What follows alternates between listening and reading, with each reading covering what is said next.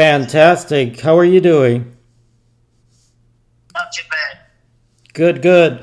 So I asked Jorge for see if he could get you on speaker. So thank you so much for taking time. I had a few questions that I wanted to ask you. Um, do you speak Spanish by chance? Very little. Un poquito.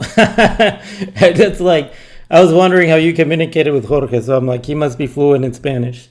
Um, It gets aggravating at sometimes because when we're together, he slows down when he talks, and then we use a lot of sign language and to pick up what he's saying. yeah. I communicate really well. But when he's around someone else that speaks Spanish, he talks so fast he loses me. Right. Yeah. I usually hear that from people that are trying to learn Spanish is that it's like, slow down. You're going too fast. If you're going too fast, I can't understand what you're saying. Right? So, And I can't get that through his head. yeah. Jorge, do you want to ¿quieres poner la speaker más cerquita al teléfono para que se oiga un poco más alto o subirle el volumen? Sí, ahí está. There. Joe, so you recently confirmed that you are fighting prostate and lung cancer. Is it true that you have refused to get treatment? Yes. What's the reason for the refusal? Okay, well, from November of 21 to November of 22, I Uh-huh. spent a year in the prison hospital in Butler, North Carolina, Okay. and I went through cancer treatment there. Lived in a 6 by 12 foot concrete room all alone, puking every day until I bled for a year. Okay. And before I allowed them to do that, I felt good. And since they've done that, it basically took 95% of my being a man away from me because I have troubles getting it up. I can't have an orgasm. They brought me enough. I would rather go through what life I have left and try and repair what they've destroyed than to let them destroy me even further. Right. Was it a cancer specialist that you were seeing before? Was it a reputable cancer specialist? It's just a prison hospital there. Look, Okay. I watched more people lay there and die for no reason Wow. because they're going to fill your bed the minute they take you out of the body bag. They could care less.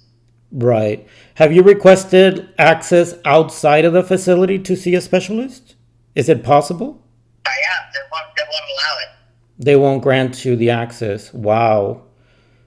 Yeah. Yeah, that's inhumane. I mean, if I feel like any human being that needs specialized care should get it, whether you're in prison or not. Uh, I was at recreation today, and an 84-year-old man had a heat stroke, and it took 20 minutes to get medical to even show up. wow. So you basically could die in there and they could care less. You bet. I watch him die here every day. They hauled one out last night. Wow. So I wanted to ask you, Joe, also about so a few questions on Jorge. I know, congratulations. I know you guys got married. We all read it online. It went viral. The story went viral that you had remarried. What made you fall in love with Jorge? Tell me what you love about him. Well, first of all, he's very handsome. And keep in mind, I've been married twice before. Yes. Unfortunately, I married them both. But Jorge shows more affection and more concern about me Hmm. than anybody in my life ever has. And I think a lot of what drew us to each other was really the language barrier. Right. We had to try it first to communicate Yeah. and everything. But that's just like, he's in Mexico now, and I'm here, and we've never talked about my mom and dad dying. Mm-hmm. And last night, he sent me pictures Yeah. of my parents. He's got my parents on an altar in his house. Yeah. And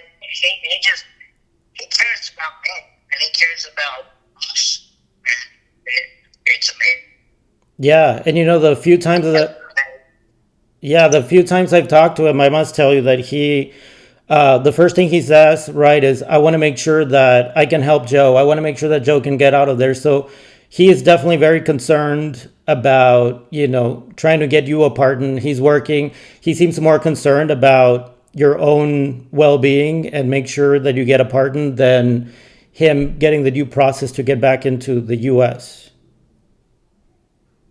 Yes, Yeah. definitely. So he's definitely a great person. Up to Mexico. Yeah.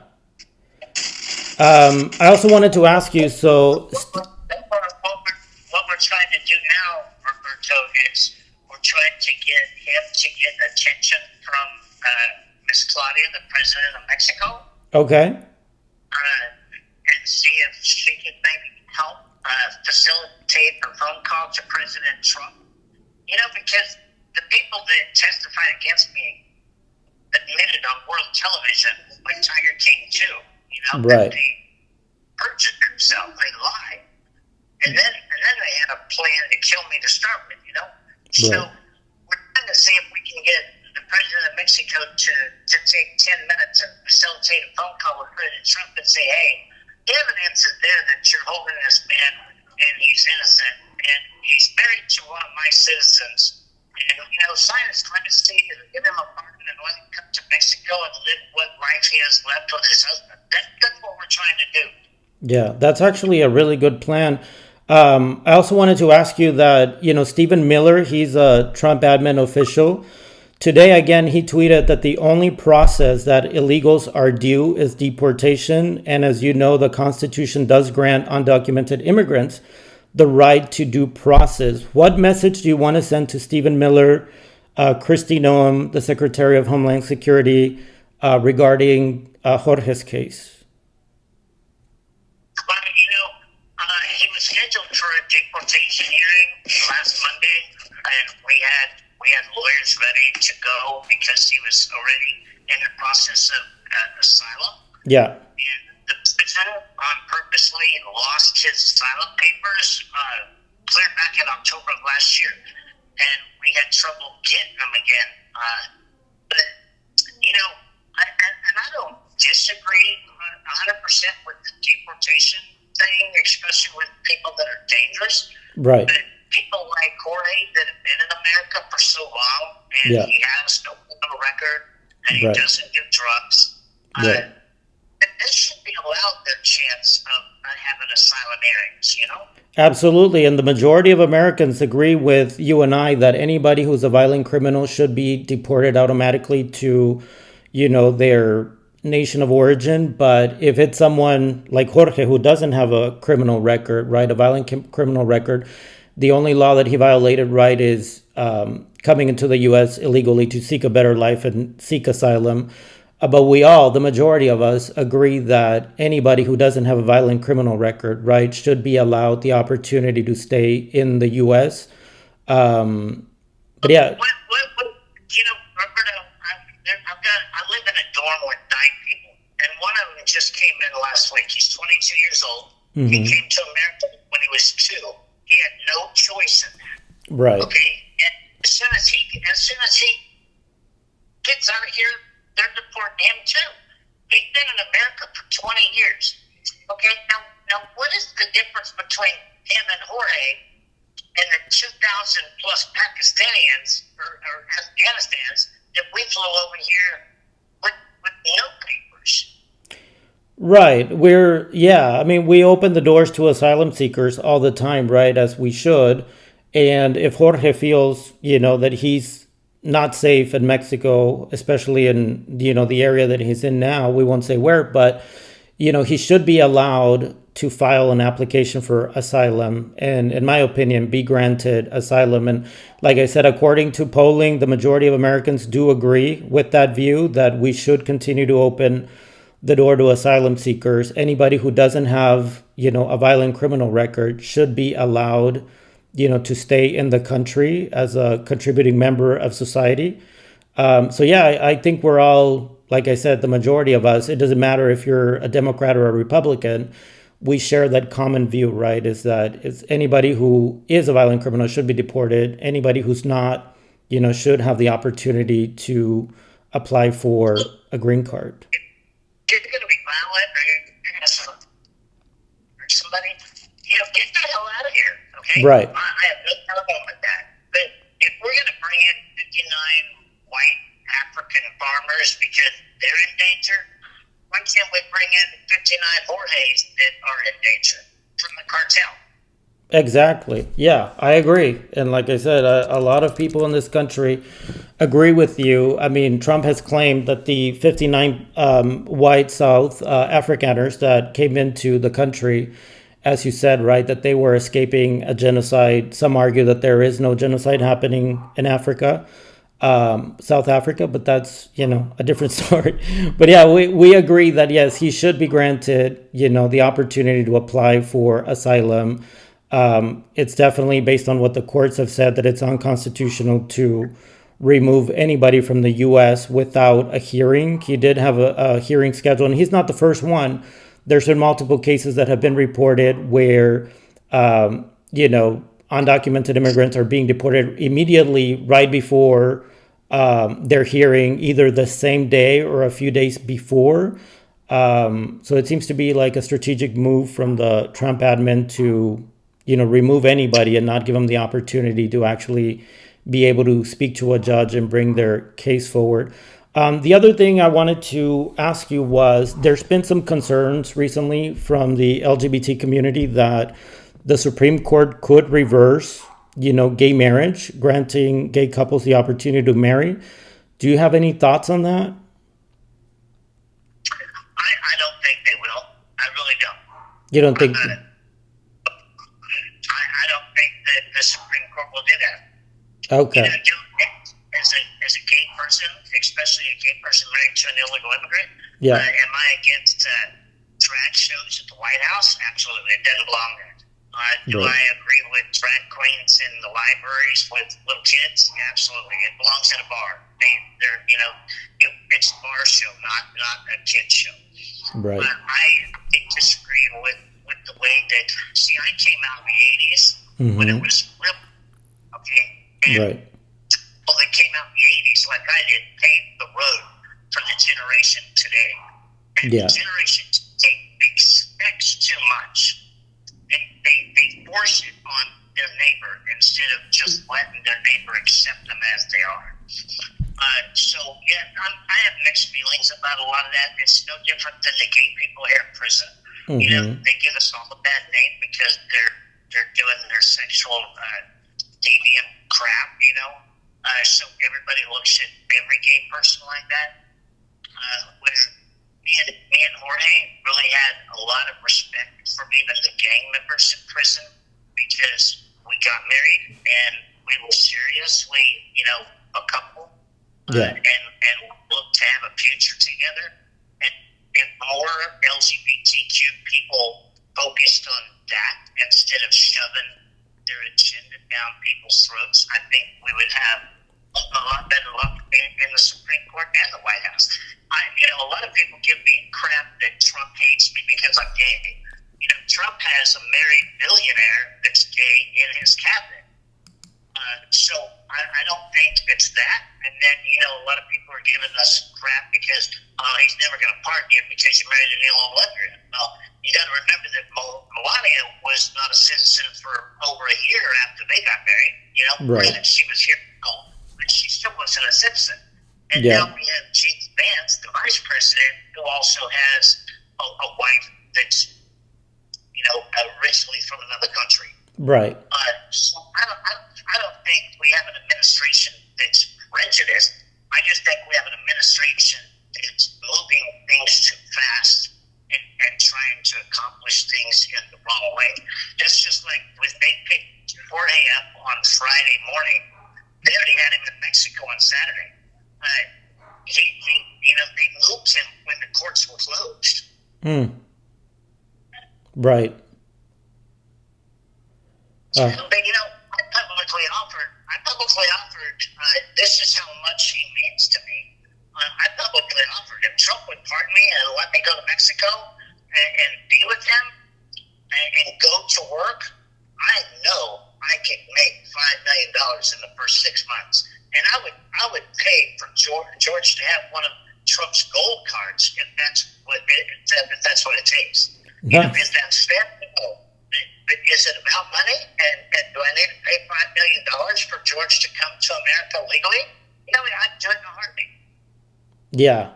Well, right, because Trump is giving the opportunity, right, to millionaires or billionaires, right? As long as you have $5 million, you can get the gold card and be basically a legal citizen in this country. So it puts a lot of good people like Jorge, right, at a disadvantage because obviously he currently doesn't have the money, so that's not an option for him. But like you said, if you were to be pardoned, you were sent to Mexico, you would come up with the money. Like you said, you would work hard to get that money within the first 6 months to be able to, he would get one of those cards.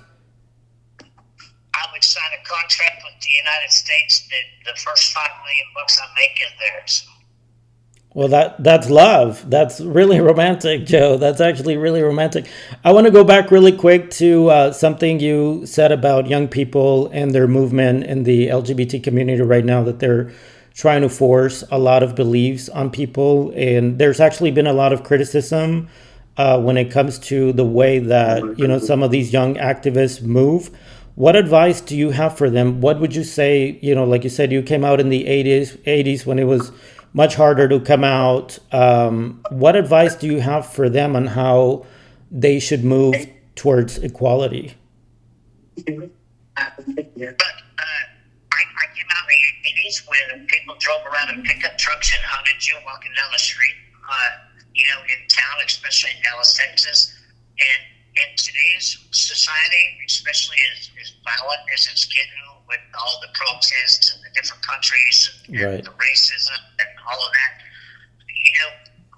put some clothes on when you're at a gay pride parade. You don't need to be walking around in G-strings and really flaunting the nudity and the promiscuous sex that the gay community is frowned upon and branded with. Women sports is women's sports. I have no problem with somebody wanting to identify as a female that's a male, but we just don't belong in cross sports, okay? And we got to quit shoving that down people's faces, because they have a right no more than we have a right, and they have a right to have a women's team with no biological men playing in it. That's just their right. I mean, that's what America is all about. If the LGBT community feels so strongly about something like that, we need to create transgender sports, Right. And make it fair. There's so many solutions to all of this, but we have to quit the fight, and we have to quit pushing our sexuality down other people's throats. That's just like me and George. Yeah.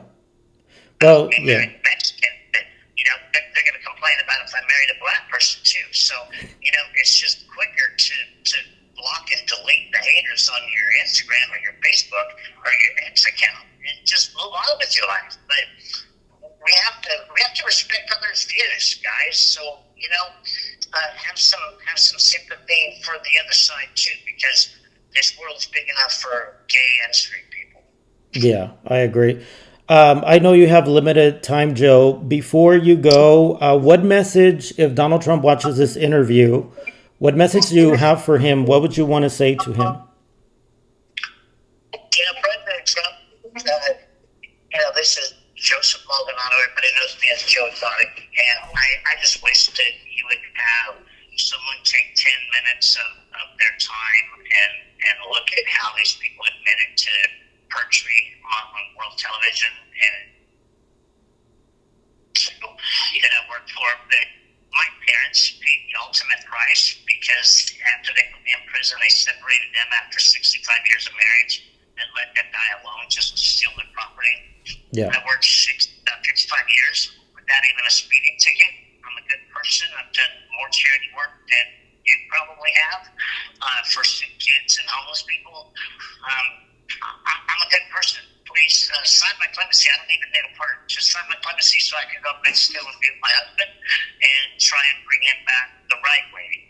because he came the wrong way to start with, and I know that he knows that, and Yeah. he apologized for that. So give me a chance to get the free world before this cancer kills me, because I'm fighting 2 types of cancer in prison, and your January 6th people know damn well how horrible it is inside this federal prison system. So give us some thought. Let me go on, sir. Please. Thank you. Yeah. Joe, so Trump right now, right, he's issued 238 pardons.